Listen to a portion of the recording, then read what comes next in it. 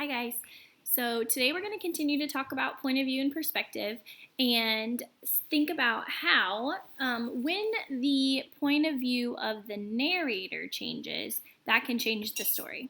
So yesterday when we talked about point of view with Going Home, we were just thinking about different characters in the same story and their point of view. But today we're going to think about the original version of The Three Little Pigs and the version that is told from The Wolf, which is called The True Story of the Three Little Pigs by A. Wolf.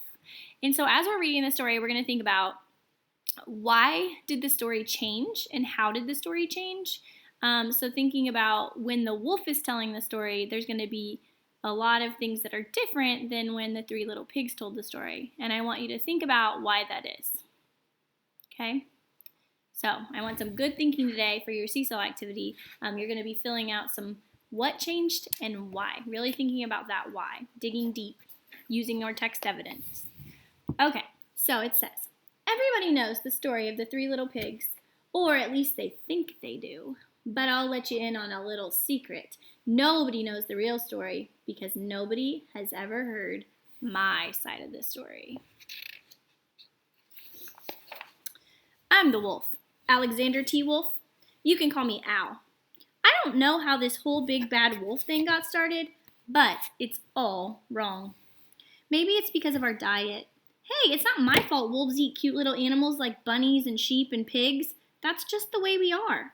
If cheeseburgers were cute, folks would probably think you were big and bad too. All right, so here's a big difference. In the original version, it's the big bad wolf. And he's telling us in his side of the story that he's not so big and bad after all.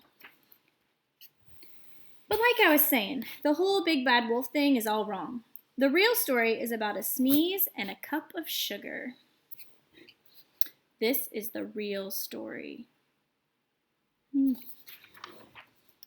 Way back in Once Upon a Time,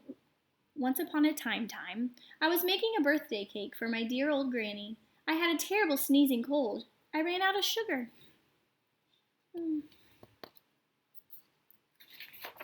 So I walked down the street to ask my neighbor for a cup of sugar. Now, this neighbor was a pig, and he wasn't too bright either. He had built his whole house out of straw. Can you believe it? I mean, who in his right mind would build a house of straw? So we kind of got the backstory, which is a little bit different than the original version. So we learned why the wolf was out and about. He's looking for a cup of sugar, which is definitely different than what we learned in the original Three Little Pigs. Sorry. Okay, so of course, the minute I knocked on the door, it fell right in. I didn't want to just walk into someone else's house, so I called, little pig, are you in? No answer. I was just about to go home without the cup of sugar for my dear old granny's birthday cake. That's when my nose started to itch. I felt a sneeze coming on. Well, I huffed and I snuffed. And I sneezed a great sneeze. Was it a sneeze? Or was he just blowing the house down? There's a difference. And you know what? That whole darn straw house fell down. And right in the middle of the pile of straw was the first little pig, dead as a doornail. He had been home the whole time. It seemed like a shame to leave a perfectly good ham dinner lying there in the straw, so I ate it up. Think of it as a big cheeseburger, just lying there. So was it an accident? I was feeling a little better, but I still didn't have my cup of sugar. So I went to the next neighbor's house. This neighbor was the first little pig's brother. He was a little smarter, but not much. He had built his house of sticks. I rang the bell in the stick house. Nobody answered. I called, Mr. Pig, are you in? He yelled back, Go away, wolf, you can't come in. I'm shaving the hairs on my chinny chin chin.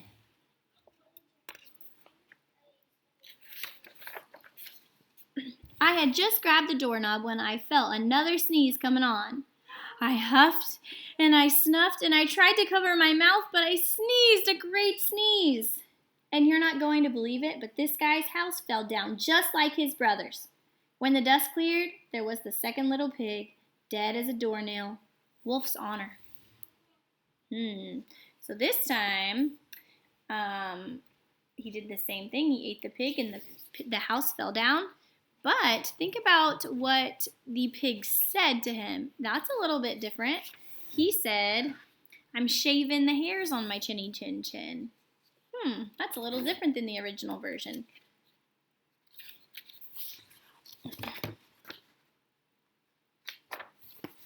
Now, you know food will spoil if you just leave it out in the open. So I did the only thing there was to do. I had dinner again. Think of it as a second helping. I was getting awfully full, but my cold was feeling a little better. And I still didn't have that cup of sugar for my dear old granny's birthday cake. So I went to the next house. This guy was like the first and second little pig's brother. He must have been the brains of the family. He had built the house of bricks. I knocked on the brick house. No answered. I called, Mr. Pig, are you in? And do you know what that rude little porker answered? Get out of here, Wolf. Don't bother me again. Talk about impolite. He probably had a whole sack full of sugar, and he wouldn't give me even one little cup for my dear sweet old granny's birthday cake. What a pig. I was just about to go home and maybe make a nice birthday card instead of a cake when I felt my cold coming on. I huffed and I snuffed and I sneezed once again. Then the third little pig yelled, and your old granny can sit on a pin. Seems like the third little pig is making him angry. He's not being very nice. I wonder what he's gonna do.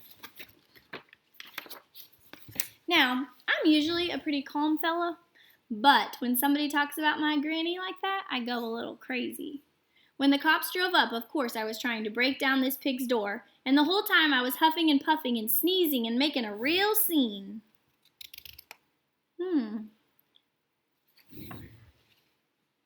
The rest, as they say, is history. The news reporters found out about the two pigs I had for dinner. They figured a sick guy going to borrow a cup of sugar didn't sound very exciting. So they jazzed up the story with all that huff and puff and blow your house down, and they made me the big bad wolf. That's it, the real story. I was framed. So maybe you could loan me a cup of sugar. So, like they say, there's two sides to every story, or two different perspectives. So this was the story of the three little pigs from the wolf's perspective or point of view, and the original was thinking more about the little pig's point of view, or the narrator's point of view. So I want you to go back to the seesaw today, and I want you to think about all the things that were different in this story and why. Why do you think those changes were made? Why was the perspective of the wolf different than the perspective of the three little pigs, or the perspective of the original version? Can't wait to read what you write.